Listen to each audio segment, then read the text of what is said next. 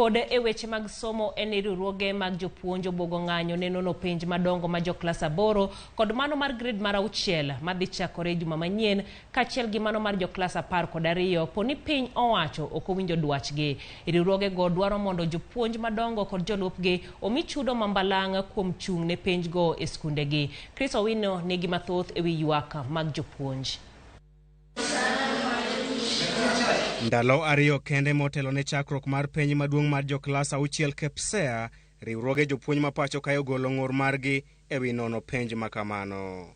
Jalup jakom riwruog jopuonj mag Nat John Wesonga owacho ni tire dwaro mondo duol mochung' ne penj e pacho kae NEC omi jopuonj madhi chung' ne penj mag KPSEA kod KCSE chudo mambalang'.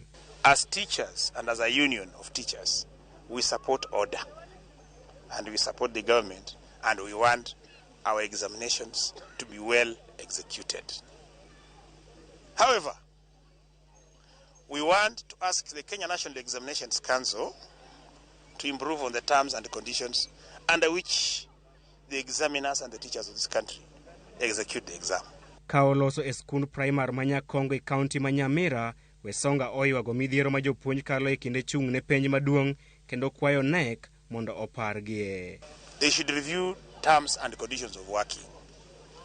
Examiners that make a nation cannot be sleeping on the beds of children, as they are called in Alliance High School, wanalala kwa vitanda za watoto, and they are marking throughout the night like that.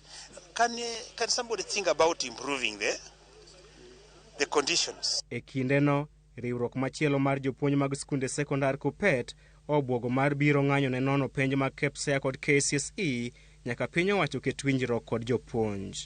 Tukisikizana mwaka huu hakuna ku-download hiyo barua ya marking, kwa hivyo mwaka huu watasikiza sisi. Si nipo members? Jalup jagoro maduong' mar Kupet Nelson Thuranira onyonore ni kinde osechopo mar piny owacho winjo ywak mag jopuonj. We are asking teachers now not to report to the marking centers so that we will be able to negotiate for them better rate for the papers.